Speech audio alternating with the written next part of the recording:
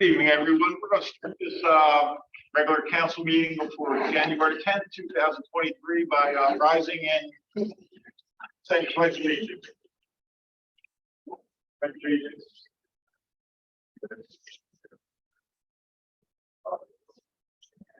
One nation, God, indivisible.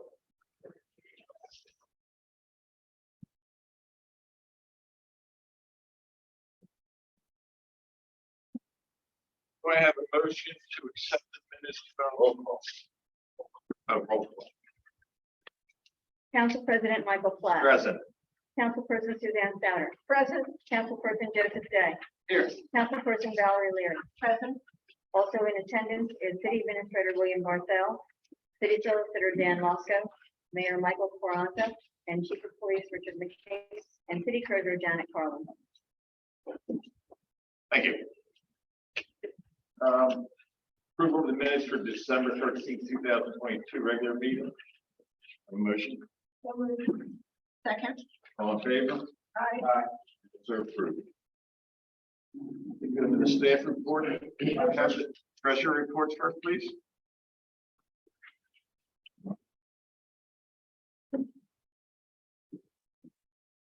This unaudited the treasury report is as of December 31st, 2022. Total unrestricted funds, $7,269,503.47. Total restricted funds, $5,131,019. And the total cash in the accounts, $12,400,522.47. Any questions for the treasurer? Well, we're halfway through the year. And Yes. Pretty much on schedule. We're pretty much on schedule, and I think all of us are looking forward to addressing the budget on the 24th, and also the ARPA monies, which we've had. Well, the first installment was March of 21, so we've got to do stuff. And I thank you. Thank you. Thank you. Motion to accept the treasurer's report. So moved. Second. All in favor? Aye. Motion carries. Report from the city administrator and staff. Mr. Barthel. Okay, thank you, Mr. Platt. A few things here for council this evening. First of all, an update on the tourism position. Last month, I think I mentioned to council that we had roughly 9 or 10 resumes that we had received up to that point, up to the council meeting last month, and that we'd reached out to 4 of those folks for interviews. We did reach out to them. As I mentioned, one responded to our calls for an interview. I interviewed with that person, and I have a second interview with him this Friday. I'm interviewing him with Mr. Platt, so I'll keep council informed of where we are with that. But like I said, we have one what I think is a pretty good candidate at this point. I want to let council know that our finance coordinator, Ms. Walls, has indicated that she will be retiring at the end of June. So we have put out some, we're advertising for that position at this point as well. And I actually have an interview for our first candidate for that next Tuesday. So, you know, she's given us plenty of time to find a replacement for her. Electric vehicle update. Mr. Day had requested that I give an update this evening on this. So I reached out to Scott Bloomquist, and basically his response to me, and I'll read it, is that the electric department is about to complete completed in Van Dyke for the winter, and then they will be installing the 2 chargers at the old recycling bin location, and we believe that there's 1 charger left to be placed after that. So that's kind of, you know, again, just an update on where we are with the electrical vehicle chargers.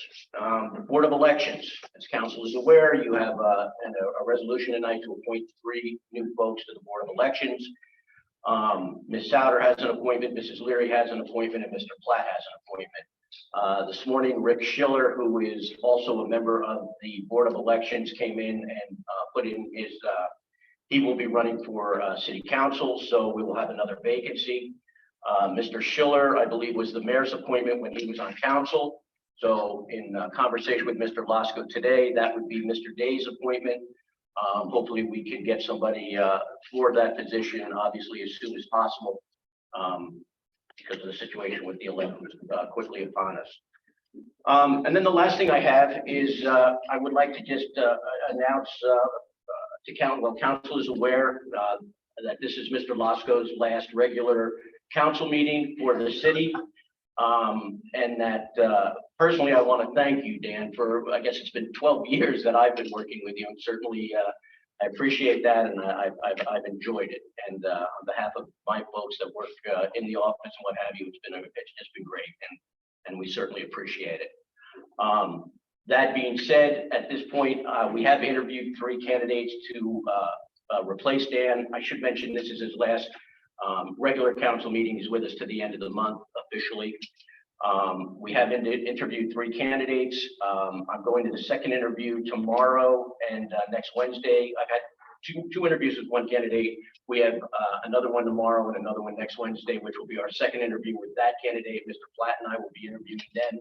And then I hope to bring the candidates to the full council after that point, which that's pretty much has been the process as it was with Mr. Lasco. When I was on council at the time, I interviewed with the city administrator, and then of course we go to council for your hire. I mean, it's your approval.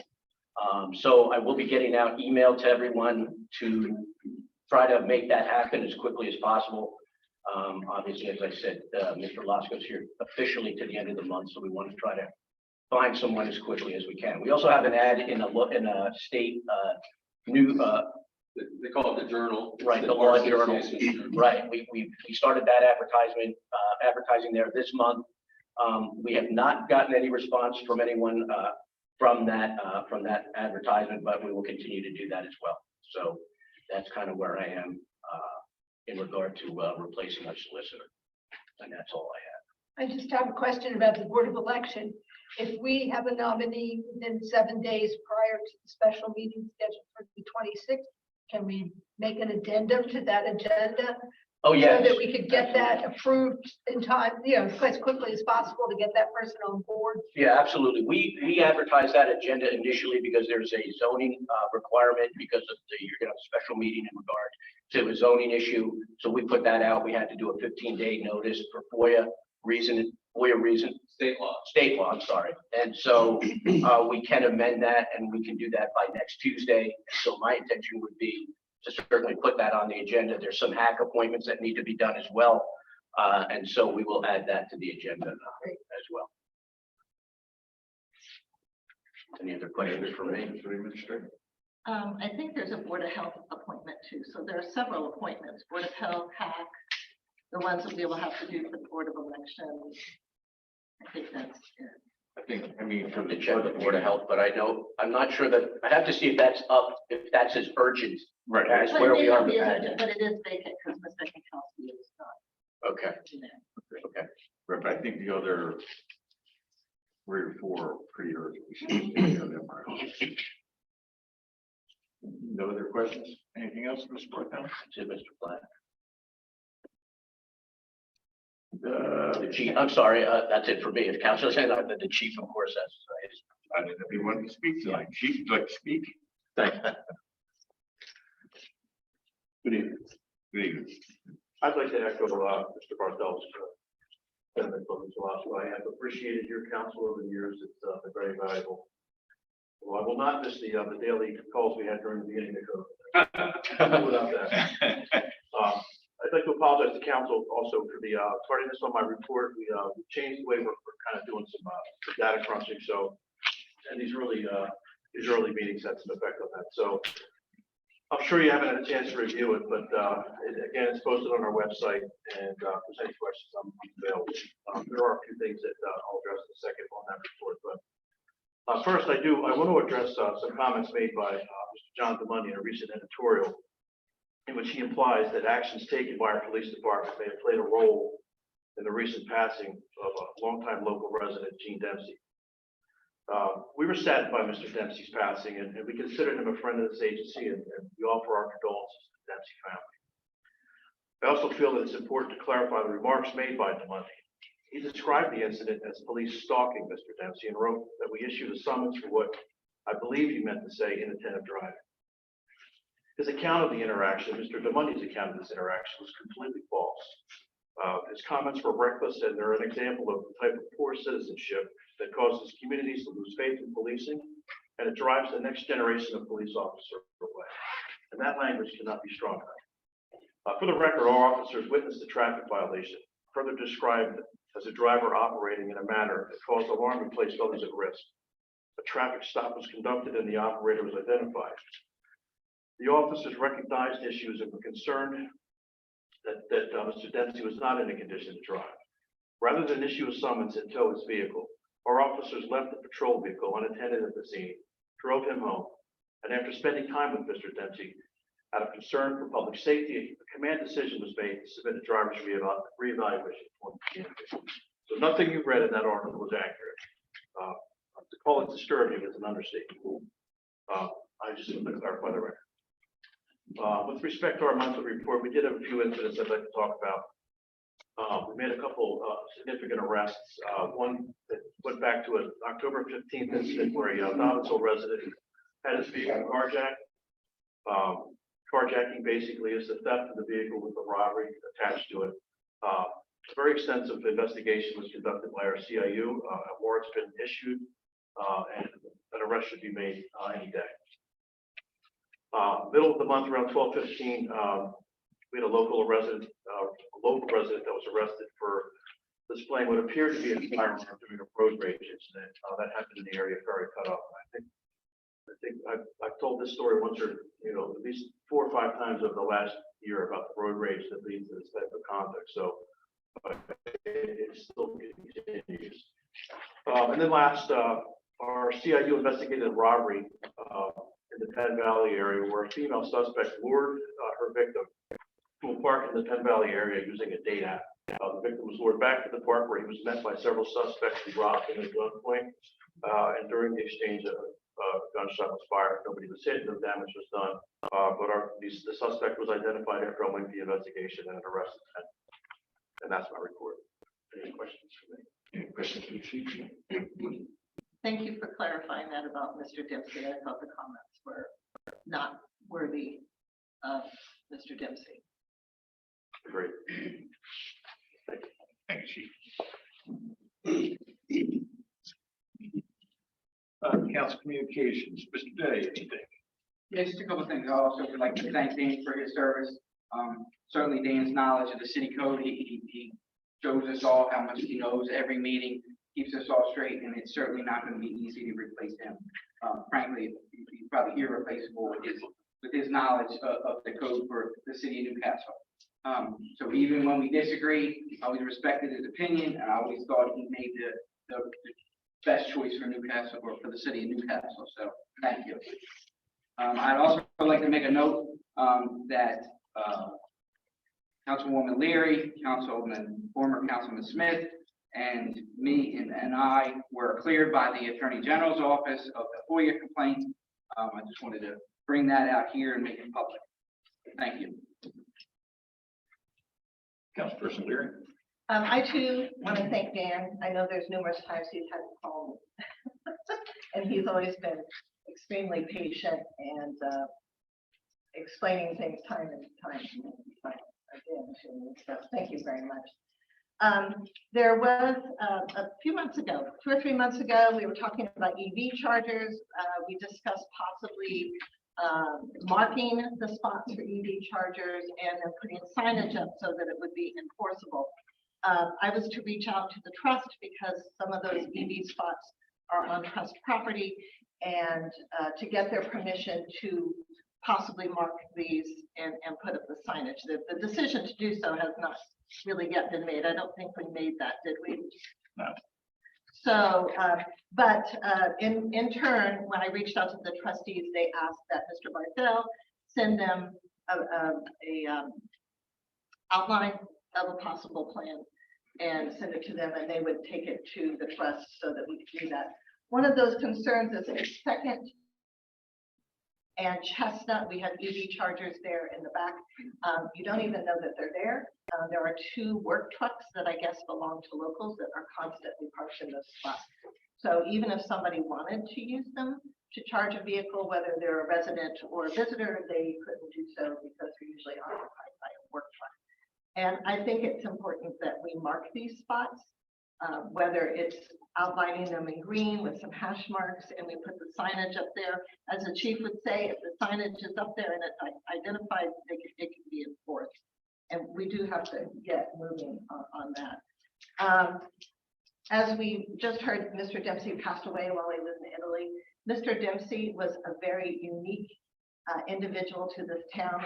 He was one of the first people I met, and he pulled me into the Historic Society to help with what used to be the Black Tie White Lace Party a long time ago. He's always been a contributing resident of this town. He loved Newcastle, and he was instrumental in assisting the Presbyterian Church with Spirit of Christmas here in Newcastle, and he will be missed. Their family has gone through some things here in the last 6 weeks, 7 weeks or so, and we should just keep the entire family in our thoughts. Just to piggyback a little bit on the EV stations. One, I think we're gonna need an ordinance just so we can enforce it, have a law. I mean, that's probably step 1. Step 2 is gonna be who polices private property. The trust parking lots are private, so do they do it? Do we do it? Are they responsible for somebody being towed if we're gonna make it a towaway zone? We have 2 parking spots, which, you know, we Yes, but we had also brought this up a couple months ago about having ordinances developed for this, and we've not done it yet. So that's part of the process. Hi, Councilperson, Sucker. Yes, it's come up before with the appointments. I think we need to get back into our pattern of having a regular monitoring of the commissions and boards in the city and the appointments and when they expire, so that we're not rushed at the last minute. For a while, we were doing that pretty well. I don't know if there's any official responsibility, whether it's council as a whole or the president or the city administrator, but somebody needs to track it, and, you know, maybe 2 months before a position expires, ask that person if they're eligible, if they wish to be reappointed, and if they don't, you know, get it to council in time so that we have the new person in place before or at the time of the expiration. So that may be an administrative thing that we need to work on to do better. In defense of the administration, they were on the ball. I dropped one of them. I received an email probably in the middle of last month, and it just went through, so I did miss that one. So that's the council. Can't speak for some of them too.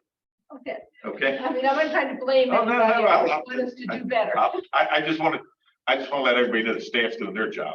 Okay. I missed that. Okay. And the other thing is, I recall, I think it was in our September meeting, we talked about getting some proposals for a dog park. Since the trust agreed to allow us to use land at the Hermitage, but they wanted the city to build and maintain the dog park. And we wanted to at least get some idea of what its cost would be, so we could make some considerations budget-wise. And I wondered if there'd been any progress on trying to get, you know, a rough estimate, so we have something to work with for our budget planning. As a rough estimate, I went out with the guy that I know owns a fencing company. We walked it a little bit, and he gave me the ballpark just standing there of about $10,000. Okay. That's just the fencing itself. It's not level and anything. Really, it's nothing. I mean, you know, it's a fence. It's a fence in the Right, yard. right. Where you take, And, and then I think the toys and things can come along as it develops. right, the fencing the thing to get it Correct, going. And it correct. doesn't have to be perfectly level for the dogs to run No, around. no, and Maybe a bench for the people to sit on, but other than that.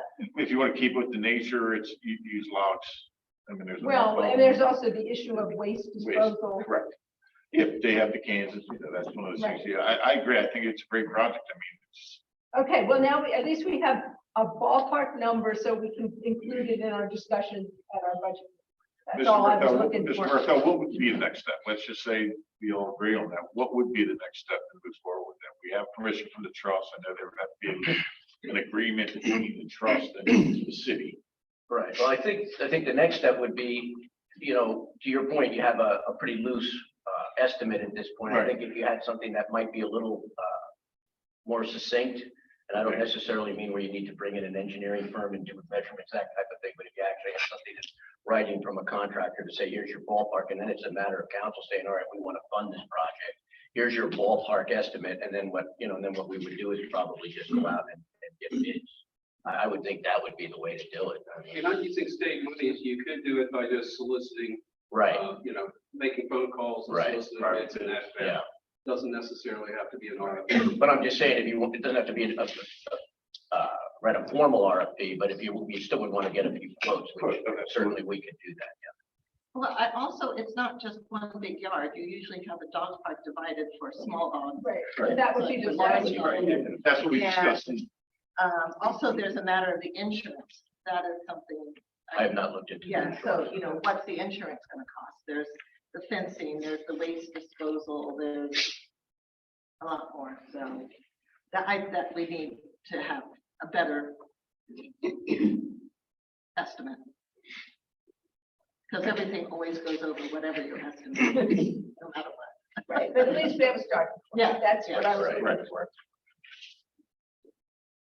Anything else, ma'am? No, that's all, thank you. Business from the mayor?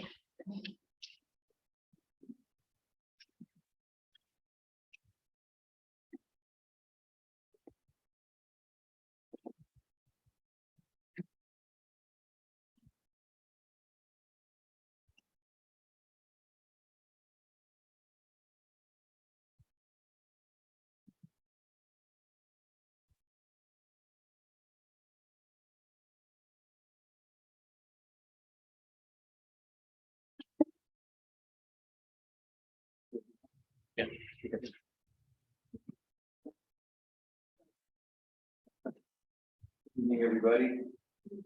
And Happy New Year, and I wish all of you and all the residents good health and success in 2023. Dan, also, it's been a privilege since 2017 working with you, both on council, as mayor, and then even before that, in my service on the planning commission. Time, and thank you for here with us. I also want to comment on a couple things on the EV chargers. I think having a policy makes sense, and I think it's timely to mark and then also consider a policy that is enforceable. Council President's quite right. We've got this conflict here where you've got private property and public property. What do you do with that?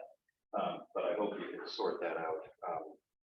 There are an estimated 150 new vehicles that are electric on top of the ones that are already in the market that will come to market between 20 and 2025. 150. I know the ads are special. It's not going to be special for a couple of years. It will be the norm. So I think I'm grateful that we've all gotten ahead of this as best we can. And I know that there's not a lot of use of the chargers yet, but that day is going to quickly change.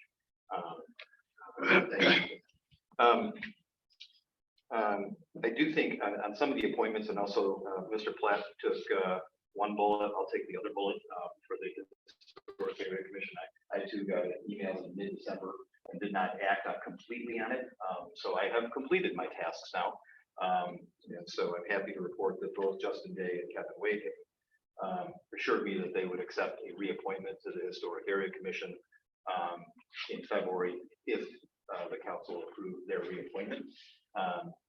And I think that tightens up the loose ends that I had, and just between the holidays and a few other personal circumstances, I just dropped the ball in that one. So I apologize to anybody that has an application because the hack's not going to be able to meet. I think they have a light agenda next Thursday, but still, it's an inconvenience. So my apologies for that. I guess the last thing I'll add is this. Next Monday, January 16th, is Martin Luther King Day. Dr. King dedicated much of his life to the fair treatment of all people, especially Black people. In our community, we appreciate our diversity and recognize the contributions all people make to life here in Newcastle. Looking back on the 1960s and 1970s, our country faced many challenges. I'm certain we were not immune to those challenges here in Newcastle. Yet in our city in 1963, we gave a young man named Eugene Charles Petty a job as a member of the Newcastle City Police Department. And in 1975, council named him Chief of Police. In ways most of us will never know, Chief Petty served as an example of what could be to many men and women of color from our community. He passed away almost 2 years ago, but his legacy of accomplishment in our community lives on. A man from Buttonwood who grew up in those challenging times and lived on to be a leader of our community. I'm sure Dr. King would have been proud. Thank you. Thank you, Mr. Mayor. You want to hear another, thank you. You can pass if you like. Dan, what I appreciate most about you, you can talk me off the ledge. It's good to debate. So I enjoy it. I'm going to keep it short. Yes, the FOIA violation it was found that there wasn't enough evidence. There wasn't that anybody was cleared. And if anybody goes back and reads it, it says, in this case, the petition, why are you so rude, man? I'm not being rude. I didn't interrupt you. Just laughing. You're being rude. Must be held because the three members concerned with the proposal for the NCHS to hire a tourism director aligned, and the circumstances under which these concerns were expressed to the administrator caused you to summarize that these members communicated. These events are not likely to be a coincidence. So just like I said, any reasonable person that read the entire report, it wasn't a coincidence. And that's from the Attorney General's excerpt. So, We were clear, but We thank were you. clear, but yeah. but like I that's said, Whatever. read it, Whatever. read it. Can't take it gracefully. Just speculation, All of us. just like you're doing, Just like OJ. just like you're Just like doing, OJ. speculating. Just like the, no, we're not coincidence. Read the report. Good. Okay, let's go for public comments. Public comments limited 3 minutes. Please come to the podium, identify yourself. Thank you. Hi there. I'm Janet Carlin, and I live at 530 Delaware Street. I have lived there for 45 years. I reviewed the results of the study performed by DelDOT, completed for the activation of what was called the signal control at 6th and Delaware Street. The first item listed is level of service, which reflects a 57% decrease with vehicle delay. Actually, that percentage should be higher than 57%, because the 4 stop signs and the flashing red light, by and large, mean nothing to the majority of the people going through the intersection. Also, vehicles making right-hand turns simply roll around the corner. The letters STOP to move say straight through on purpose. What the study does not address is the inconvenience and downright disregard for people who live on 6th Street. The delay afforded them when the light was fully operational, gave them an opportunity to get in and out of their cars or their driveways. In the morning, it is almost impossible because the line of cars is continuous. To enforce the law for stopping at that intersection would require a police officer sitting there continually, which would be a complete waste of city resources. I believe it is DelDOT's responsibility for any future mishaps that occur at the intersection. Our police officers will just have to clean up the mess. I know the most consistent thing in life is change, but this particular change, in my opinion, is a mistake. Thank you for listening.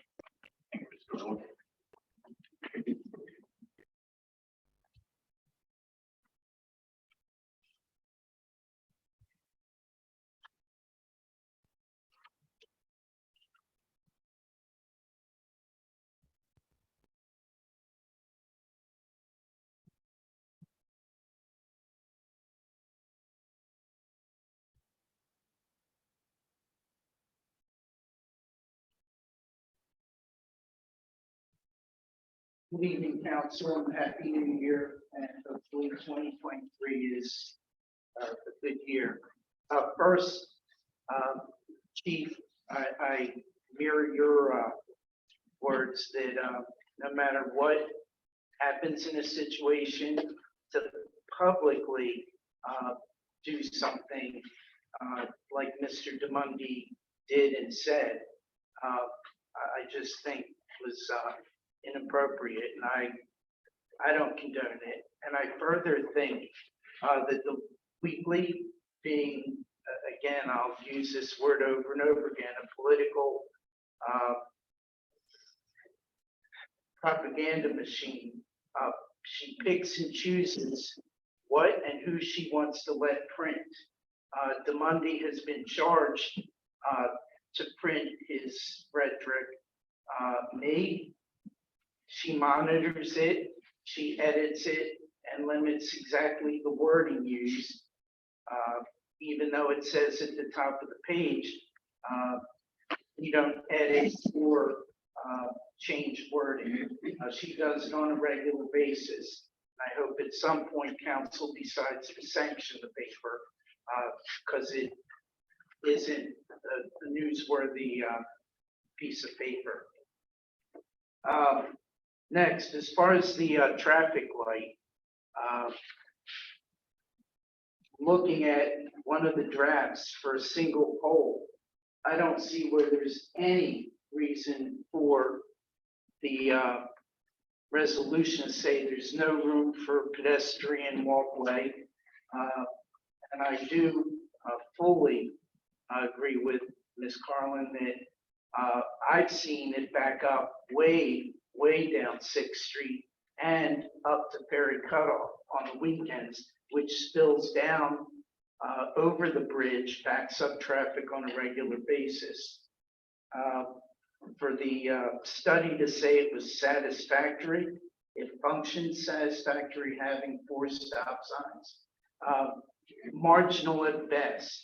I think we need to keep the light, especially since it's going to be no cost to the city, as long as we don't put the added garnishment at the bottom of it.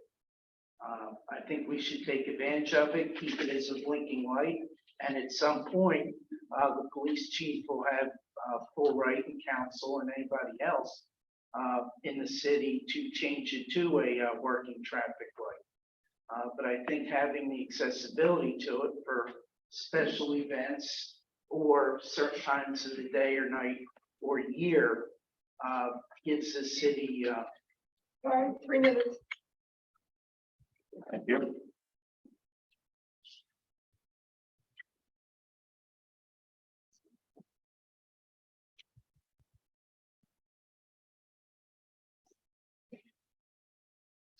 Thank you, Junior. My name is Brian Mataway, about at 628 Delaware Street.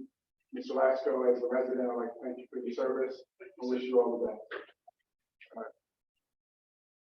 Stand here before you on behalf of Suzanne Swift and the Playground Subcommittee. Suzanne is traveling for work and is with us in absentia. She has asked me to read the following 3 updates to council, to the city administration, etc., and to fellow residents of the city. 3 points. First point is that the DENREC is preparing a grant agreement that will combine both the $100,000 and $60,000 grants respectively. The second update is that Mr. Jeff Bergstrom is including the playground paving in an upcoming city paving proposal. Quotes will be available in March. This will save the city money on paving costs and push the playground project back several months. The third point is that the trustees asked the Playground Subcommittee to double check that the new playground equipment would be covered under the city's insurance policy. Newcastle Insurance has confirmed that the city is more than covered.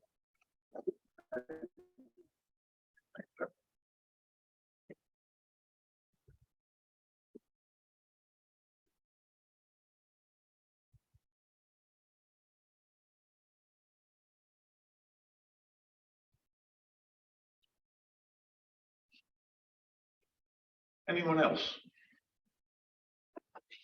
I do have one email. It's from Michael Conley. He says, please read at the January 10th council meeting. Thank you for the opportunity to comment on the proposed replacement of the current traffic light at 6 in Delaware. As a resident living very near to the intersection, I live at 604 Delaware Street. I've had the opportunity to watch traffic flow through the intersection all hours of day and night since the light has been changed to a blinking light. I've observed drivers do not respect the blinking light. They do not fully stop at the blinking light the way they would at a regular time traffic light. Instead, they perform rolling stops at intersections as they do almost at every other intersection in the city of Newcastle that has a stop sign. This is a particular problem on Friday evening weekends and is exacerbated during the warmer months. This creates a potential dangerous situation for other drivers and pedestrians walking in the area. Based on my personal observations and experience with traffic at the intersection, I'm opposed to replacing the existing light with a four-way stop sign. I believe a new light should be installed at the intersection and set to operate as the existing lights operated prior to DelDOT's testing period. Thank you for your consideration, Mike Conley. I had received a couple emails too. Okay. It's not about the traffic light. Though. It's about the possible bathrooms as well. Bring it up during the, You want me to read those during you the got it. discussion? Okay, you can read them now. Oh, okay. The Kathy Parcells and Greg Brown became aware of commentary made in a public email sent out by Mr. Phil Gross, and where he stated that no one from the Kalmar Nickel crew made a request for a public bathroom. That's my addition. As the crew lives close by or the few liveaboards can shower on board, we need to resolve our flooding issues before we spend money on new bathroom showers. From first, Mr. Greg Brown, who is the cook chef on the Kalmar Nickel. Mr. Gross does not speak for the Kalmar Nickel. The shower bathroom complex would not only serve the Kalmar Nickel, but also a host of other tall ships that could visit historic Newcastle if the town offered facilities. If the town wants to feature itself as a port that welcomes tall ship visitors traveling through the Delaware Bay, it really should have bathroom and shower facilities, as most tall ships don't have showers and must also watch their black water capacities for the toilet system. As the Kalmar Nickel, we have a very small shower, and when we are voyaging through old Newcastle on our way to ports on the mid-Atlantic seaboard, shower use is restricted. And to answer Phil Gross, our crew comes from all over the region, including New Jersey, Pennsylvania, Maryland, DC, and Virginia, not to mention Utah, South Carolina, and Sweden.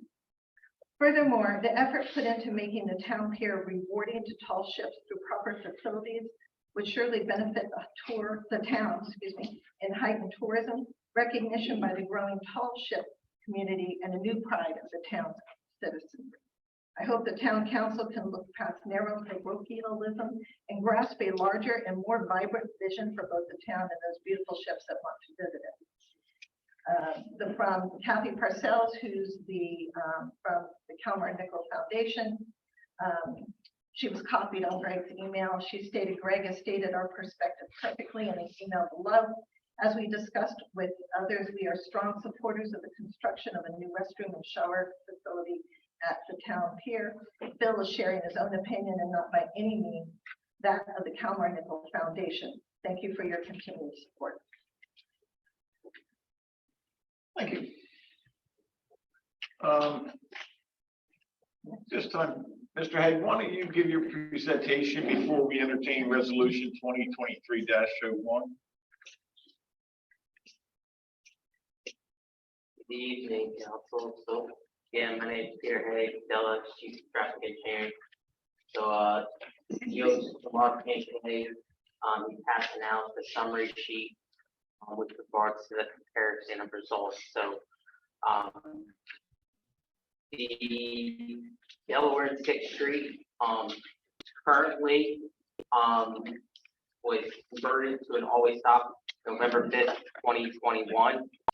Prior to the conversion, this dates back to 2016, a lot of data collection, not to understand the intersection control and the evaluation to it. Once we converted the intersection, we were then going through this study of deactivation and review. Over the course of 2022, after the conversion, we did several observations, day of the conversion, weeks after the conversion, a few months after, and then as we tailored into the summertime of 2022, since that was a concern raised by the city during the summertime. So during those times, we compared all the data and all the results. So the sheet in front of you that was just passed out is a summary of that effort.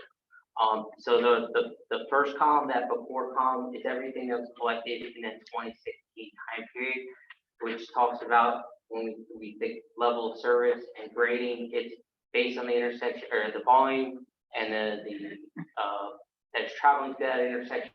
How is it graded? A, B, C, D, E, F. So it was operating under that condition before, under the single control in a level of service B with that 60% approximate delay experienced on a vehicle. When we converted it over to always stop, it showed the improvement, which was mentioned earlier with the comments to 60% of level of service A. As you kind of go through the rest of the table, it's now starting to compare pure number volume. So you can see just all the different results between the 12-hour time period, the 4-hour time period on a Friday evening, as well as the Saturday with regards to the change, which range anywhere between 4% reduction to a 10% reduction. We heard there was concerns about 3rd Street with regards to traffic diversion during the discussion of the study. So that was one data point that we wanted to compare to see how volume did change. And there's based on those 24-hour observations, we're showing reductions between 17% to 45%, depending upon the weekdays, the Friday evening, and the Saturday. From a crash standpoint, so the before data points encompass the time frame from 2018 to 2021. And the intersection experienced 5 crashes total during that window of time. And then the after data showed a total of 2 crashes, which was from the conversion in 2021 to a 1 year to that of November 2022. So as you can see, based on the data and our observations, we have not observed concerns or anything that would be alarming with the current configuration. So the data continues to support the always stop that was implemented that's out there. So I will pause there for any questions. Was there any chance that the drop in volume is due to COVID? There's a chance. I mean, we saw statewide reductions in traffic.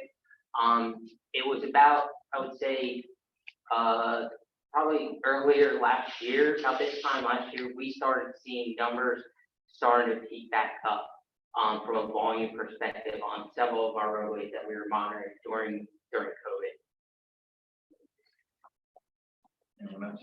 So when you monitor, you don't do any monitoring for non-compliance.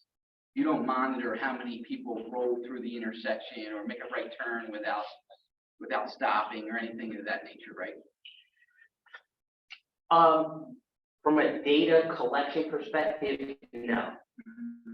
I know I was personally out there on the day of the observation. The chief and I were both out there, and so kudos to him and his staff for being present and providing the assistance during the conversion, because there was some non-compliance during that time period. But we weren't picking up during the observation specifically how many people were rolling through the stop sign. So based on your conclusion, and maybe you're not the one to tell us, but maybe you are, What are our options at this point? From a Delta perspective, obviously. From a data standpoint, the always stop is, from an engineering standpoint, the number one option. It's showing that it didn't, there's no alarming data point to show an increase in delay, or even from a safety perspective. From a large picture, like Delaware research standpoint, always stops are showing significant reductions in keeping total crashes down, angle crashes down, and even personal injury crashes. When you talk signalization, those categories increase. So that's from an overall safety standpoint. If you're thinking about safety, the traffic signal still has some alarming components, but safety standpoint of what we're seeing of increasing personal injuries and increasing total crashes. So from an option standpoint, really the always stop is it's shown to show the best results at the intersection.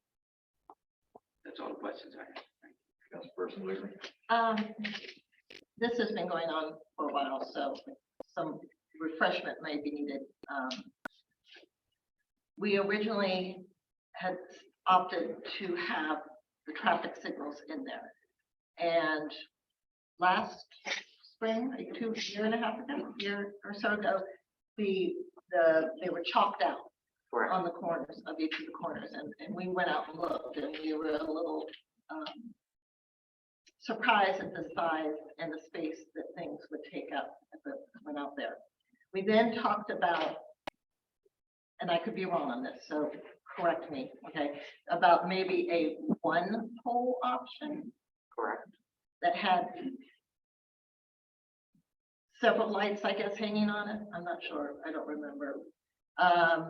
But that was also a rather large footprint on whatever, probably a larger footprint because it was one pole on whatever corner you put it on, and our corners aren't that wide. Am I correct? Am I Yes. correct so far? Okay, Yes. all right. And then we opted to go ahead and try the 4-way stop, so you would have the entire year to collect data, because most of the concerns were during the summer, on Fridays and the weekends, when it would back up, and we kept the blinking light. Correct. So if I got the whole thing going, all right. So my observation, and that some other people have been, and on Fridays, there's only probably been a handful of times that I've come through there on a Friday, whether it's down Delaware Street or down 6th Street. And while there may be 5 or 6 cars lined up to go, it moved. You just weren't sitting there waiting for the light to change. Or in other circumstances, when you came to the stop sign, you didn't have to wait for, when there was nobody else around, you could go because you didn't have to wait for a stop. With that said, as an emergency service provider, I will tell you that it doesn't matter if it's a stoplight or stop sign or a police officer standing there, people are going to run through that. Not all, not everyone, but there's going to be a percentage of people who run through every stop sign here in the city, roll through it, California rolling stops, whatever you're going to call it. But, and I guess Ms. Carlin, who's sitting over, I can't see her. So there you go, thank you. Mention about people having a hard time backing out of their driveway. And I think the most of the driveways that people, if you're going south on 6th, there's a couple driveways as you cross Delaware, there's a couple driveways on the right. And then as you cross, what's the name of that, Tremont? There's a couple maybe on either side, or not a couple, there's probably more than that, but I'd have to count, I don't know. So I don't know if, I would be interested in hearing if the chief had anything to say about any of that, his opinion on it too, so. But those are just I wanted to make sure I had the timeline and stuff right on it, so. Councilperson Scott, anything? Yeah, we have some people who are under the impression that DelDOT would provide a new traffic light at no cost to the city and repave the intersection 10 feet out from the crossing. Is that correct? It was originally scoped as part of the signal project that we were discussing that the Councilwoman Leary mentioned with regards to the poles and everything else. So that scope of work is essentially briefly what it included. Okay, but you're putting that in the past tense? Did that change after you did the study, or is that still an option from Delta? So really the question that we need to answer is what's the next steps for the intersection? So are we gonna conclude like the solidification or solidifying the all-way stop, which then takes it to the next step of removing the signal equipment that is out there? And then it's working on looking harder at the paving conversation because that was tied into the original signal project. Okay, but is that option still on the table without an additional payment by the city? Which option? Putting in a whole new Paving or light and the pavement? So putting in a new traffic, again, from an engineering standpoint, I still stand by the always stop is functioning. There are significant challenges with the traffic light, not just poles in one corner with regards to the chalk mark. There's also pedestrian poles that have to go on each of the corners. So it's not just thinking one pole, it's now 8 poles because of the pedestrian signalization component goes in. And those are not required for a four-way stop? They are not required for a four-way stop. The other option was a double pole, signal pole, wanting against catty corner from each other. That would be 2 signal poles, but then it would still also require all of the pedestrian poles at the intersection as well. So there was a lot of different footprints or chalk marks that were placed out there, as well as a large signal cabinet that then houses all of our equipment in order to monitor. So that's where again, the conversation, the decision associated with the intersection control is really the critical path so that we can then determine the next steps with regards to the paving that was discussed as part of that project. But again, I'm here to kind of try to see if we can come to a decision on the intersection. The paving would be basically, if you had to dig up the street to put in these poles, then you would replace what you had. Correct. But we talked as part of that because of the digging and the eradication that we would then do a larger footprint, which what you summarized, that 10-foot out. And the signal box, you said large. Do you know what its rough dimensions are?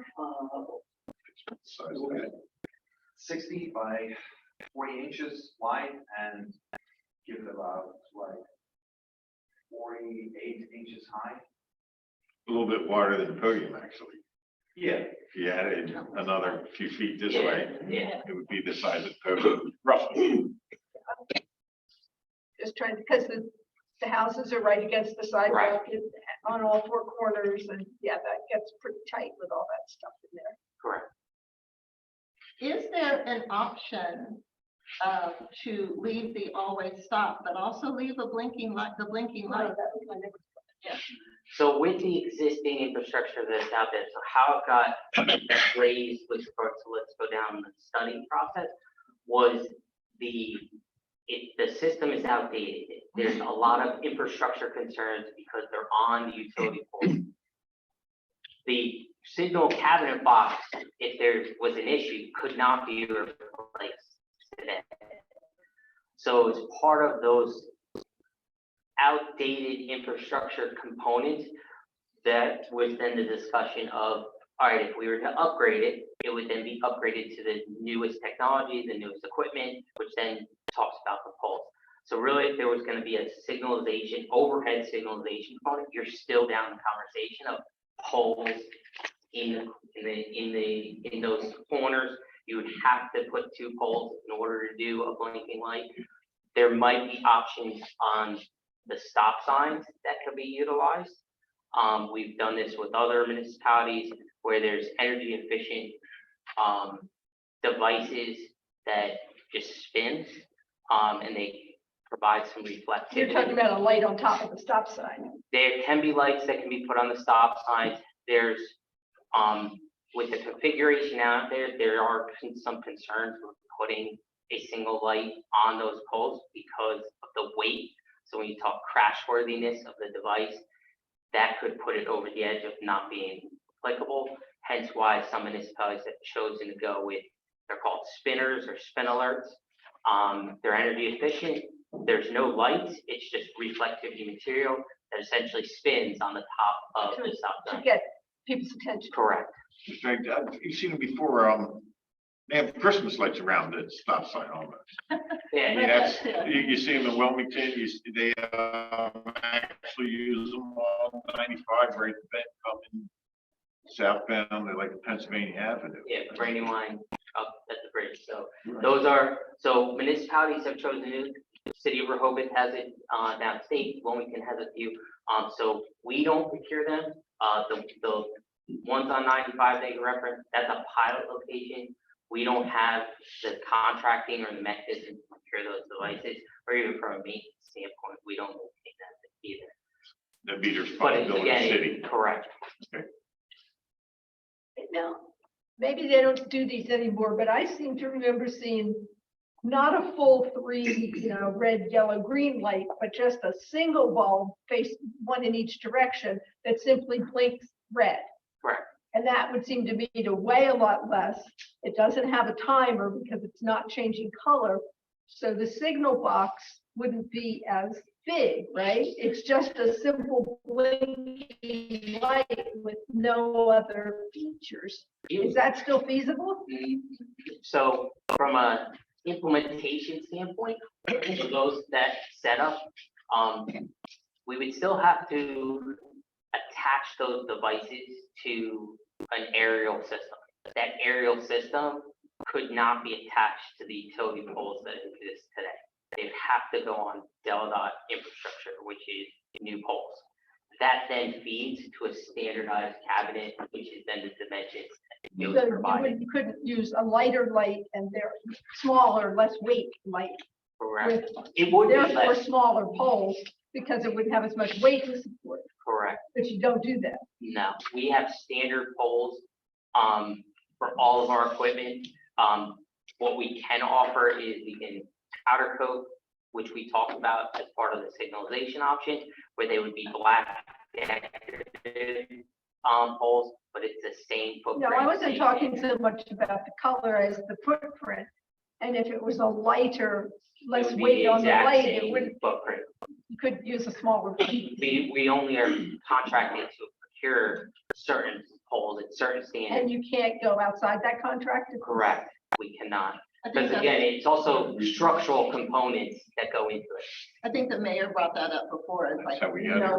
with everywhere, I throughout Europe and everywhere else, like, why do we have one type of pole? So, Chief, anything else, maybe? No, thank you. Chief, did you want to weigh in on this? You have an opinion? And I think after, all the data breakdown and analysis, it's really, from a public safety perspective, we have very little input here. This is part of the plan, but you're at a crossroads as a council to make a decision that I don't see one way or another. I mean, we've not seen a huge issue at the four-way stop. With, the talk of non-compliance, that leads to a much bigger issue, and it's not just at that intersection. This is a general concern we have everywhere. And it's only going to get worse. And I don't mean to take this sideways, but I met with somebody last week that wants us to eliminate fees that are associated with traffic citations. So we've got legislators that are pushing us farther and farther away from being held accountable for breaking the law. And I, it may sound like I'm on a soapbox here, but this is what leads to people rolling through stop signs. This is what leads to people being non-compliant. But again, from a public safety standpoint, and I think I said this, 5 years ago when you asked me first, I think it's a wash. We don't have crash data at this intersection in either scenario to be concerned. And that's really our primary issue. It would be your concern to deal with the constituents issues with, the driveways and the traffic and stuff like that. Thank you, Chief. Captain Moore, are you still back there? Yeah. You want to jump in on this?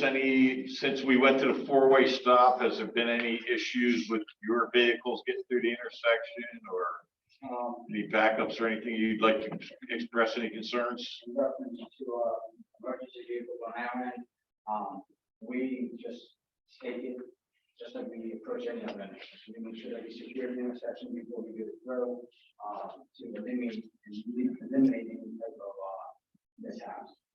But in reference to data, from us, we don't have any data in reference to, motor accidents. Yeah. Okay, thanks, sir. My opinion is that I definitely saw much better flow along Sixth Street, especially even during the summer where it gets way backed up. There's probably more traffic going on Ferry Cutoff. But it's eliminated in the city, and I think that's why you see there's such a reduction on Third Street. Also, traffic is constantly flowing pretty much. It's only stopping when there's a car on Delaware Street, but it went well. Indulge me, I have to ask a question. Okay. Peter, there are thousands of traffic lights throughout this.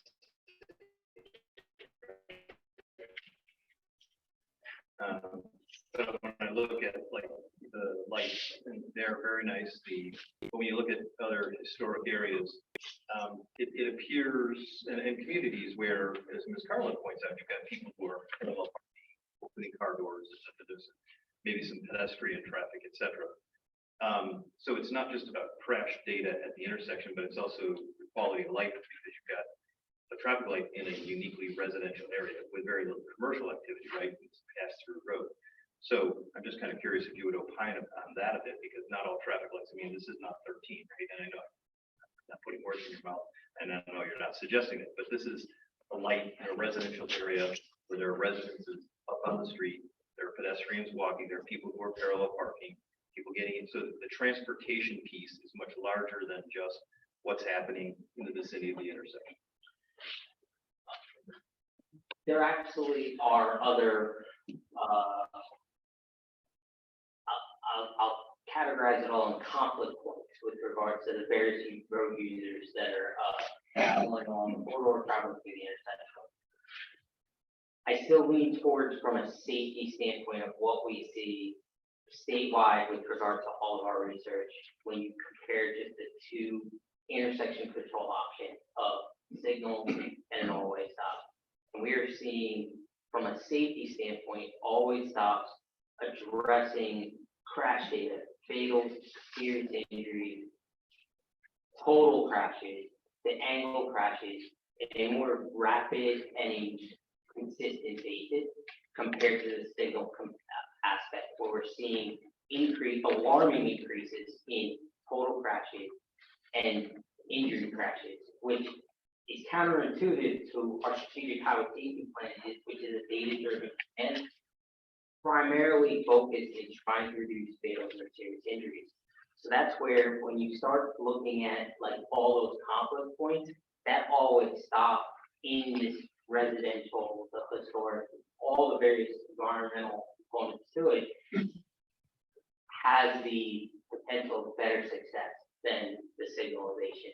There's other conversations with similar municipalities going on today of looking at converting signals in their municipality to always stops, because they're seeing the benefits from what we're seeing research-wise.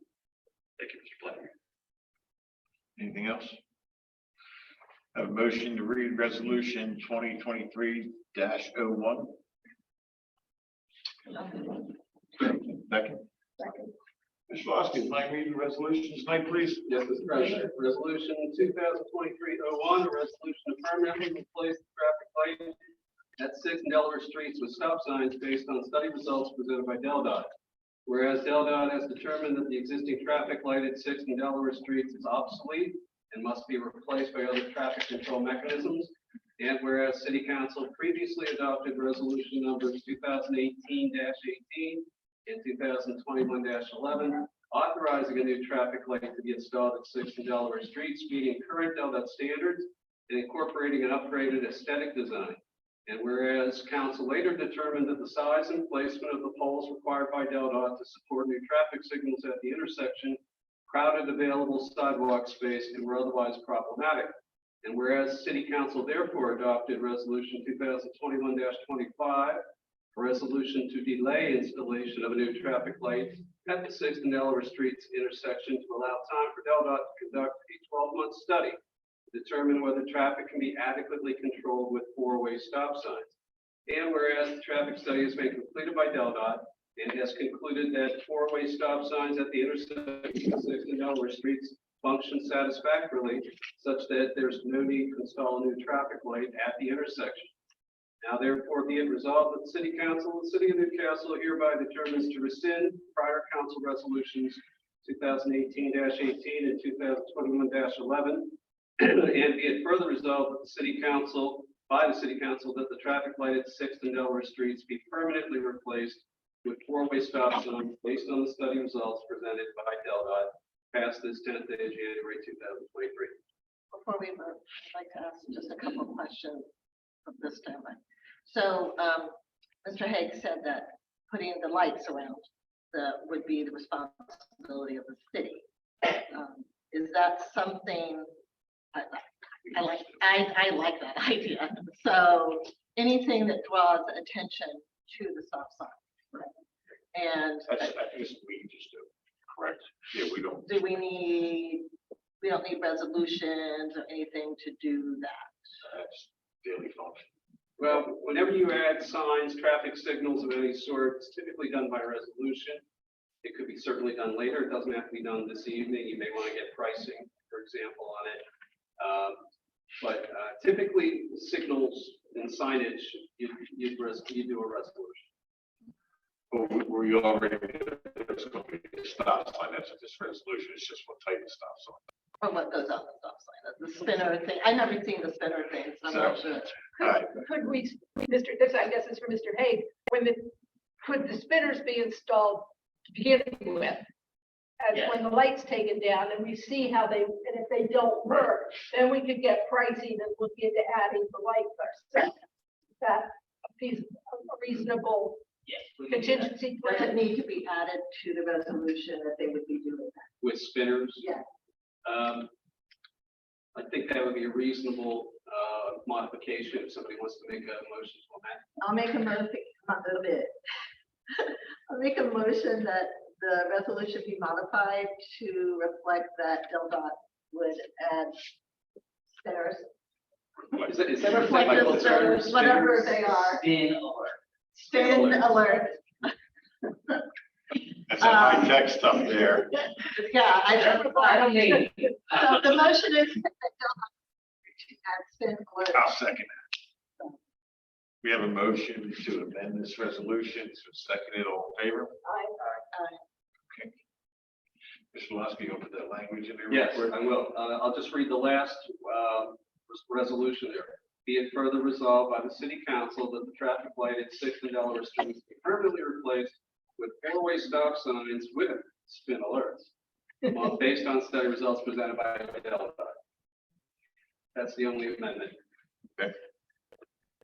All in favor of the resolution? Aye. Passes unanimously. Thank you, Mr. Hagan and your team. That resolution 2023-02, resolution to approve the subdivision of 34 West 3rd Street, 39 West 3rd Street, parcel number 21-015.3-95, 37 West 3rd Street, and then parcel number 2015 .30-19629 West 3rd Street. Resolution or motion to read the resolution. So moved. Second, Mr. Glasgow. Yes, sir. Resolution 2023-02, a resolution approving a re-subdivision, 37 West 3rd Street and 39 West 3rd Street, parcel number 21015301995, that's 37 West 3rd, and parcel number 21015301996, that's 39 West 3rd. Whereas the Astanis Homes Inc. has applied to the Newcastle City for re-subdivision approval for properties at 37 West Third Street and 39 West Third Street, known as tax parcel numbers 21015301995 and 21015301996. And whereas the purpose of this subdivision is to re-subdivide the existing 2 lots. Whereas the Historic Area Commission has approved the proposed setbacks, building bulk, and building locations as shown on that certain plat prepared by Mirstone Consultants Inc. dated 11/15/2022, as revised through 12/13/2022, and attached here as Exhibit A. And whereas the building official has determined that the application is conformity with the subdivision regulations of the City of Newcastle, and recommended to City Council that the re-subdivision be approved. Now therefore be it resolved that the application of the Astanis Homes Inc. for re-subdivision approval for properties located at 37 West Third Street and 39 West Third Street, known as tax parcel numbers 21015301995 and 21015301996, within the city limits as shown here by a plat prepared by Mirstone Consultants dated 11/15/22, as revised through 12/13/22, and attached here to his Exhibit A, reflecting such subdivision is approved, and such plat shall be entitled to be recorded in the office of the Newcastle County Clerk of Deeds, passed this 10th day of January 2023. And if council would like a quick sum and substance of what this is all about, I'll give it to you. There are 2 existing lots here. These are 2 lots on Third Street that border the park. One is currently 18 feet wide by approximately 110 feet deep, and the other is 32 feet wide. What the Astanis Homes wants to do is essentially equalize the lot widths. Not exactly, one will be 26.5 feet wide, the other 25 feet wide. So, but approximately the same width, and then build a duplex twins, 2 single-family dwellings that are attached with a common party wall. I understand the plans have been, or at least the setback side of it has been approved by HAC. The planning commission has reviewed it for compliance with the subdivision code. It complies. And in those kind of situations where the subdivision is fully compliant with our city code, council's adoption of the resolution is a ministerial act. We can't turn him down if he meets code requirements. Does he meet code requirements? Yes, that was the planning commission's conclusion, as well as the building officials. I wonder if they'll use one of the 3 stoops for each of them that are already there, because there were 3 homes there at one time, or, because there's 3 stoops there. Yeah, at one time, well before I was even involved. Any other questions?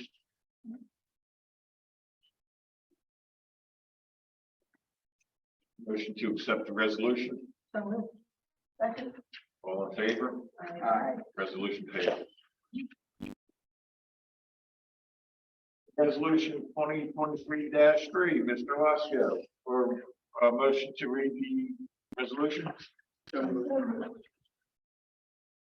Resolution 2023-03, a resolution appointing Rick Starr to the Tree Advisory Commission to fulfill the unexpired term of Judith Baldini.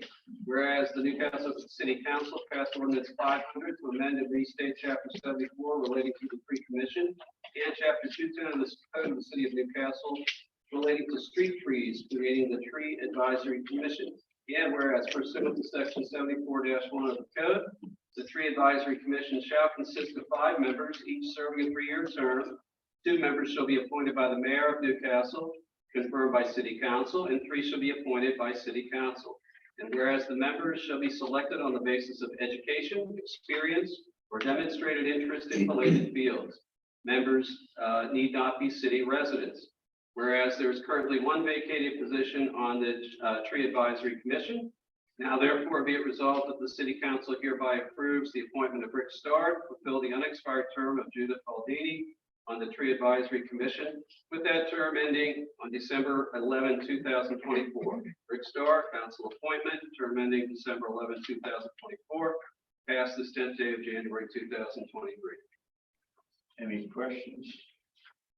Mr. Starr, are you here tonight? All in favor? Aye. Ayes have it.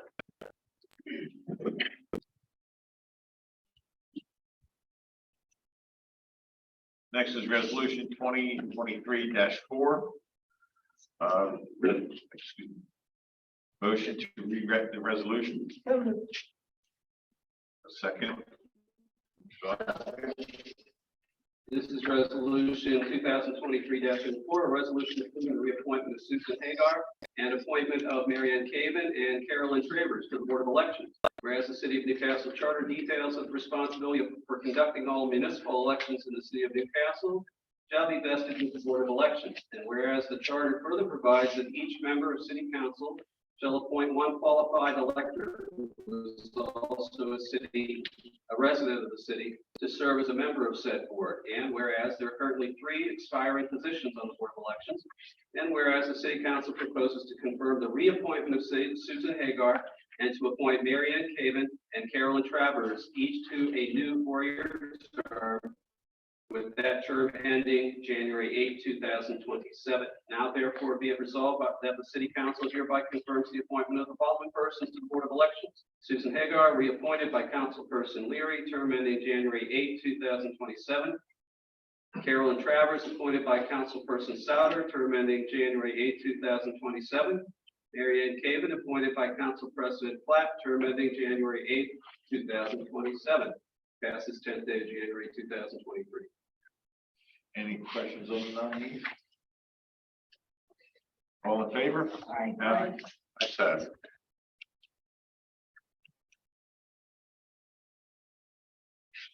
One last resolution, resolution 2023-5.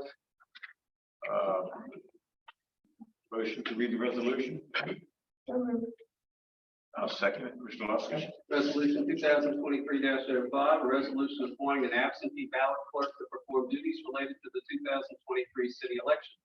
Whereas the City of Newcastle Code provides that absentee voting is permitted for the Newcastle City election, and whereas the code further provides that the City Council shall appoint an absentee ballot clerk to manage all matters relative to absentee ballot voting. Now therefore it's hereby resolved that Diane Delgado is hereby appointed as the absentee ballot clerk for the 2023 Newcastle City election, and be it further resolved that this resolution shall take effect immediately. Passes 10th day of January 2023. Any questions? All in favor? Aye. Ayes have it.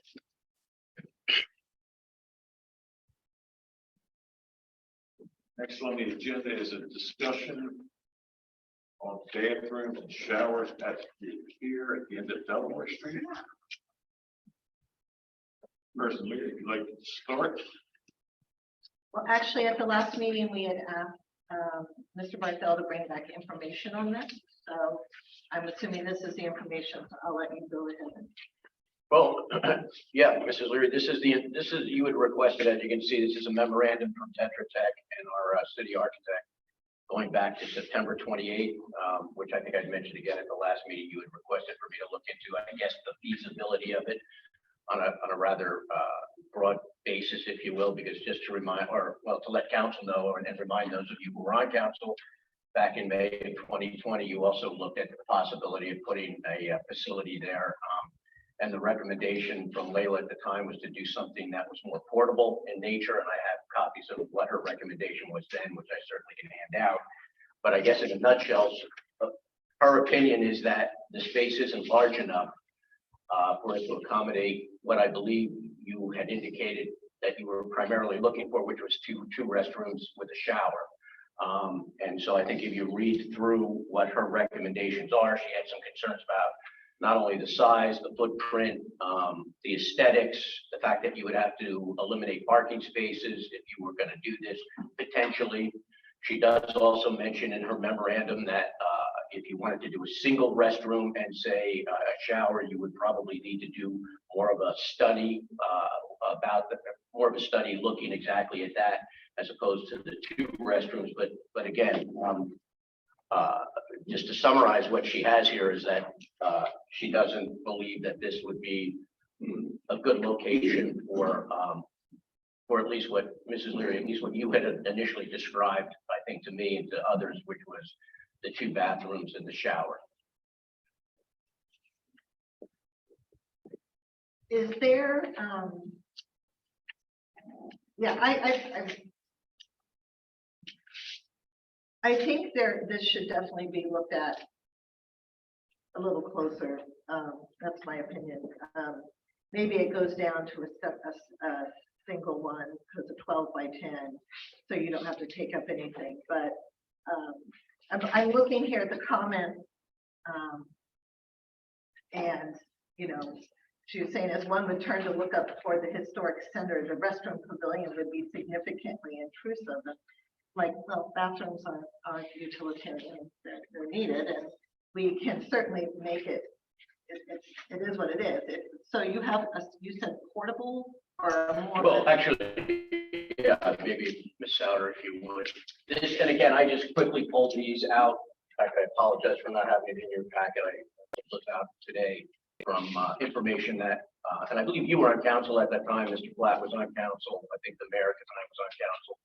And this was information, yeah, she had provided some additional, it's more portable. It's more of a portable solution. And I think council if I recall, council had decided at that time to kind of decided to put the water line or the sewer line in, Just in case. as a holder, if you will, and revisited this at another time with the idea that I don't think this was something that was really acceptable to council at the time. But, you know, certainly if council decides they want to have a more extensive study on this, I think that Layla, I think Ms. Hammerwood alludes to that in her recommendation. You certainly can do that. Yeah, because I'm looking at this trailer. So what's more intrusive, a brick building or a trailer? And I'm not, you know, I'm just saying. So if the thought is that the trailer may fit there, and you know, there's screening that could maybe be done, because I think we mentioned screening when we briefly talked about this. Then I don't quite understand why something similar to the trailer could be done. And I would personally, I would like this looked into a little bit more. I don't know. I mean, is there actually a site plan here, or we're just looking at pictures overall? There's a drone picture of the overall area, and then there's a couple areas here. I know it mentions moving trees. You know, there's one tree there that's growing up between the fence. You know, I just would like it looked at. That's my opinion. I would like it looked at a little closer as to if there's room for a trailer, why can't something be created where there's room for a building that matches? There's a brick garage, I think, right behind it that belongs to the Jefferson House. That probably would the brick would kind of blend. So that's, I would like some more detail on it. I would like, you know, this is Tetra Tech, which is where That's she works Layla's for. company. That's whose company? Layla Hammer. Layla's, yeah. So I think we should look more at the actual site plan there. We did put this piping in. We spent the money to put the piping in. In the event we wanted to put a bathroom in that area or other water usage facilities. And I think it's a good idea because it's not just for ships, tall ships. It's also for the public. So, with the exception of showers not being for the public, the showers would be not available to the public. Those Shower or restrooms, showers. I mean, we got restrooms 75 yards away. Right, but on a big day with a lot, you know, Yeah. you know, Newcastle, out on the Green, Separation Day, when there's lots of people in town, even one more bathroom is helpful. Well, that's where we line up the porta potties. I mean, that's right. Well, yeah, I mean, we do, all but the we, wharf dances and everything, and Yeah. I mean, whoever we get them from normally supplies a pretty nice thing. As far as a trailer, if we really have to accommodate the Calmar Nickel, It's not just the Kalmar Nickel. that's the only ship that's been here the last 3 years. well, we that's don't- because of the pandemic. Understood, but I'm just saying, this is not a project that reaches out to the city. We should look into modifying, working with the trust, modifying the restrooms that are already there. And it would save a lot of money. I mean, it's a plan. Why don't we look at all of them? We could look at all of them. We could look at modifying that. And we could look at that. I do know that in speaking with them that usually the people on the ship don't have the luxury of, a half an hour to go take a shower and everything. They're usually given somewhere around 20 minutes, maybe 15, 20 minutes to go hurry up and take a shower and get back to the ship, especially if you have one shower and you're trying to rotate crew through. But I'm not just talking on the Calmer Nickel, as Mr. Brown said, if you want this to become an area where more tall ships visit, because we have facilities, they're not concerned about fueling because they do that at the Port of Wilmington.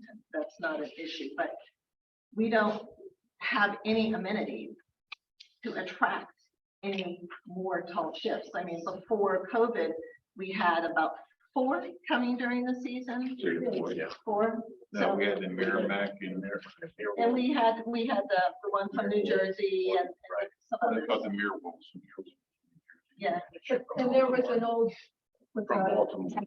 And there was a Chesapeake Bay oyster boat or something. Yeah. That So was the there's- Merrimack. But there's, I think together with, to provide some amenity, oh, look, they have showers at least, because the ships don't want to use their water on the ship then they have to pump out gray water and then black water even, so. I'm looking at this, I mean, this might be an interim solution, Mhm. is to have the portable units when there's to be a tall ship in port.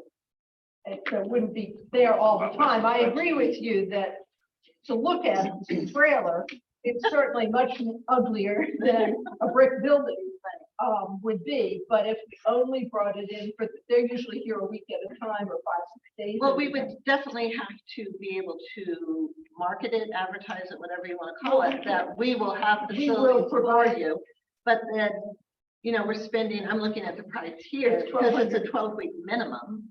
Oh, that's true. So they don't let you take them in and out. No, it's a No, 12-week we would minimum. be responsible.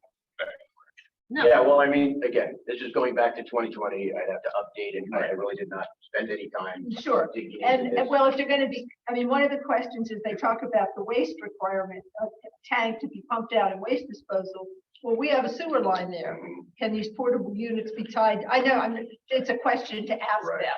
If it could be tied directly into the sewer line, that would reduce their cost potentially, because they wouldn't have to pump out the tank. And that might change the pricing to us. I don't know, but I think it's worth asking. Yeah, if you're looking at, it's 1,200 a week based on a 12, assuming that's the same price, it probably is not, because everything else has gone up. You have to bring it in for the summer, and that's, That's the peak time for the yeah, ship. so that's what, 12 weeks, and you're looking at how much money there. And over just a couple of years, you kind of maybe, I'm not gonna say could have bought about. Why don't we do this? Why don't we have Layla put some cost to this if she can? How about we have, In her field. Oh, because we gotta, let's talk money first. So I think that's rather. no, I agree with the money, but I also think you need a better site plan, I don't know. Do you have any experience with this? A little bit, and I think, I mean, I don't think you can definitively say it won't fit where we've looked at it without actually looking at a site plan. I do think it's kind of odd that, we're looking at a trailer that's really kind of minimal in size. We're talking about a permanent facility that's much bigger, so I'm not sure how that works. So I don't think you can do anything without a site plan, without determining exactly what's there and what's acceptable, what'll be acceptable. Yeah, and if we said, there are some trees there that are either falling over or certainly not in good condition. If we took some of those out, Replanted, maybe come at and this. once the building went in, put some shrubbery around it, we would make it more attractive and drop back to one bathroom and shower to reduce the footprint of the building. How does all that shake down with the available space? Those are the questions I would have. Right. So, And the maintenance,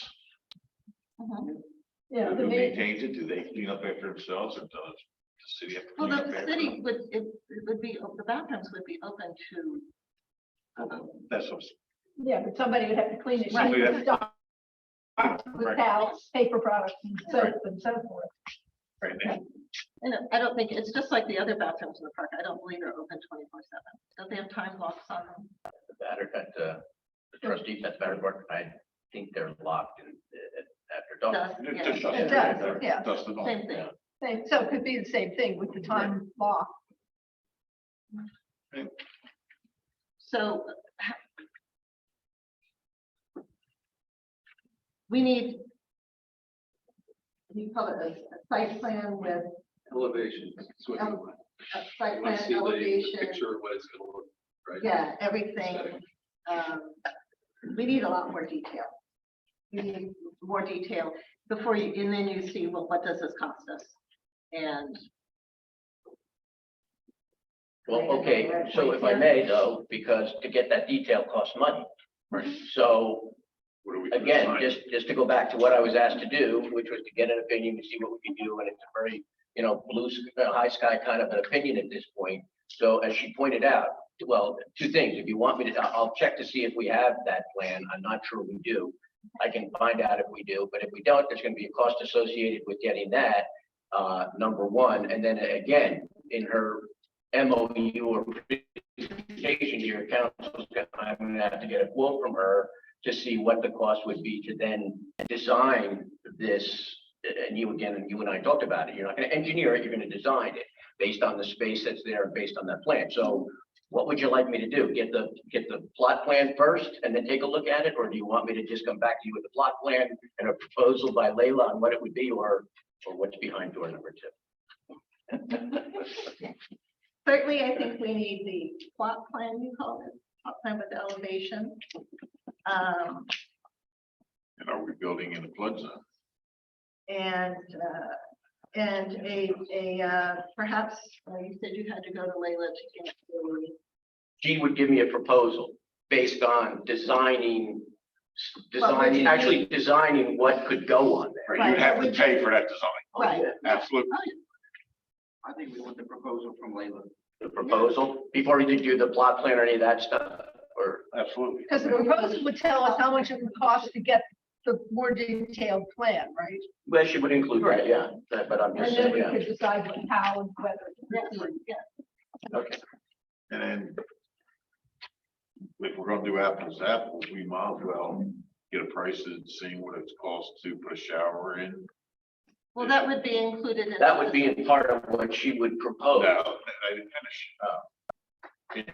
And the bathrooms owned by the trust. We might as well look at that also, Oh, to expand that building. either expand it or. I Right. don't know if that would be as suitable for the ships because it's so much further away. Yeah, At they least can- twice as they far. can walk along. Well, I know they can, but they have limited time. If there's one person sort of on duty on the ship, they would have to leave the ship unattended for a long period of time to go to their place. Then further they away. have two people on the ship. Well, they're Yeah, working with volunteers, so they have. Yeah, they have- understood. All right, next is council discussion. Thank you. So that, I don't know if that's something that can be done for the February meeting or maybe. I will Or the. try to get in touch with her tomorrow, Okay. because I know Thank that you. you're having that discussion. So. Okay, all right, thank you. No, I will get in touch with her tomorrow, but so I can try to get to you. Okay, thank you. And next is discussion on the van shelter brought up last week by Councilperson Leary. And you And I have, do agree with that, actually. I think we've gotten our money's worth out of that van shelter. No, there's some really nice designs. I mean, I think it'd be nice. are these all portable? Like they Yes. can be moved everywhere? And these are, okay, what, I looked into a couple of, I researched, I went to a couple of companies. These folks were the most helpful in terms of giving me some ideas as to what's out there. Again, you asked me to give you an idea. I didn't get too much into the weeds in terms of other specifics. What you see in front of you, I'm told, is about $50,000. Could be upwards of about 60, depending on what you put on it, lighting, that type of things, speakers. Now, like anything else, any type of stage, you could go to, significant dollars, but I would say that, you could also be looking, depending on what you end up wanting to buy, upwards of 130 to 150,000. And that would be in something that would be, not something you'd see a giant stadium or something like that, you know what I mean? Where you have actually large portable stages. So Right, we want to go middle of the road. right, my point is, and from what I'm told, and speaking to the gentleman about from Astor Stages, he said these stages are used for cities, municipalities, that type of thing. So it just kind of gives you an idea of 50 to 60-ish is certainly less than what I was seeing when I was looking online, but I think I was looking at something different, so I'll have to admit that. But this is, you know, our stage is used throughout the city. And it gets moved. And is this something, you know, even more, is this the same portability or is it improved portability so like if Shawtown needed it, it can? well, I think if you look at the package and you scroll through the page, you'll see on the one page, it has a picture of what the trailer looks or what it looks like. Yeah, and it says set up 45 minutes with a crew of 2. Right. So I would say it's a modern version of what we have right now. Again, looking at the weight and that type of thing, Does this have, oh, that's one of those. you know, I think you know, it's from what I can see without, from what I can see from the folks I've spoken to and what I saw online, I think this is kind of what we're anticipating. What is the setup time on our current? It's about 30 minutes, isn't it? I think it's a little longer than that, Okay. I believe. And this one Keith's is still here? easier to store through the winter too. Maybe Keith Wilson's here, he can give you a better idea of what the setup time is on that. 4 guys, about an hour. Yeah, On our current one, So it's 4 hours. and closing it is And about, this is an hour and a half. with 2 guys. Well, 45 minutes for 2 guys, Oh, so right. an hour and a half Right. person hours. and Got it. everyone follows. Right. And this one looks like it folds up more compactly, so it'd be easier to store through the winter too. Oh, but yeah, Well, this is just an example. We Oh, can yeah, yeah. start. They're- but yeah, oh, absolutely. But the newer ones, I'm sure, are Oh, more absolutely. flexible. you know, there's the one here that has a backdrop and fly kit, which I think would be good for, you know, shading and stuff like that. So, and there's more openings. The people who perform on those stages in the summertime are sweating. So, Well, you do have more air circulation, and one of the things I did talk to him about was you can also put in a mesh backdrop mhm. so that, like you say, I guess the one that you were looking at that says Chiefs on it. My guess is that's a mesh, That's a but you can backdrop. also, there's also another picture in here, I believe, yeah, I think on the last page, if you look at it says, Astor with flow through backdrop, so you've got that as well. No, they're in Kansas City, or they're in Kansas. That's a Pittsburgh, Kansas. So what would be, I like what you did here, so, and I think this is pretty much. Well, I've got a couple of things about the design, just like wind, you only got the blow through back. I mean, we're on the river, you're gonna need something to slow down the wind. I mean, this is a nice design, don't get me wrong, but I was still thinking more of the trailer where, you know, you got more modern equipment, you can actually, like, you know, put speakers, you can bring things up, you can do things through Bluetooth. But this one just would worry me being on the river with the breezes. I wonder if Bob, I can't think of his last name, Marion Kane, who's the technical director for Opera Delaware. He's done, you know, set up and things for their productions in the park. I wonder if he'd be willing to give an opinion as to what's feasible for performers in this, because he has experience in this location. Let's see if we get him at the budget meeting, if he wants to come out and give him a quick. And there's presentation. probably, like you said, there's probably not modifications, but additions that could be made to all of this. You know, I believe we had discussed a solid backdrop, but I can't recall if he had said, I believe it could be modified. You can Right. find something to get modified any way you'd like it to be modified. I would think if you have the opportunity to put a hard back on it, you would want the ability to not, like a screen, like a storm door. You want to have the ability to put a screen on it. right, Um, so but that it- you do have the breeze off the river. Right. Or you run the screen perpendicular to where the breeze is, something like that. Yeah. I think maybe we should move forward with it though. More information on what they could do. Okay. Absolutely. All right, next order of business is a motion to adjourn. Actually, I just wanted to speak real quick before we do that. I moved here in the city in 2007, and over time, I became involved with the city through volunteer work with the Oxygen Committee, which is a long precursor to the Newcastle Community Partnership, and then with the Newcastle Historic Society and with other organizations in town. That in 2015, I first ran for council, and I lost by, I think it was 32 or 36 votes, but I didn't know how to actually run a campaign. I didn't know how to campaign. That was also the year that we took on a day in Old Newcastle and also the concert. I was also getting married, and I also was running for council. So I didn't do a good job in campaigning, and I lost that one. I ran again in 2017 and was successful, and then again in 2019 and was successful. My point in telling you this is not to run through my resume, but I wasn't born here. My parents weren't born here. I wasn't raised here. I'm a native Californian. And I moved here in 2007, and this has been a great place for 15, almost 16 years now that I have lived here. We have so much that has changed in these last few years. We've got new people in. We've got families. We've got new retirees. We've got great people.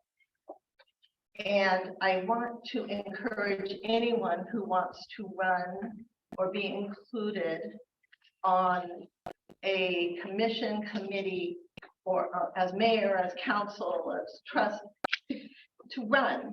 If you've got the talent, if you've got the desire, if you've got what is needed, I want to encourage you to run. You don't need to have a long history here. You just need to want to do what is best for the city. And with that said, I am letting you know that I am not running for re-election in April.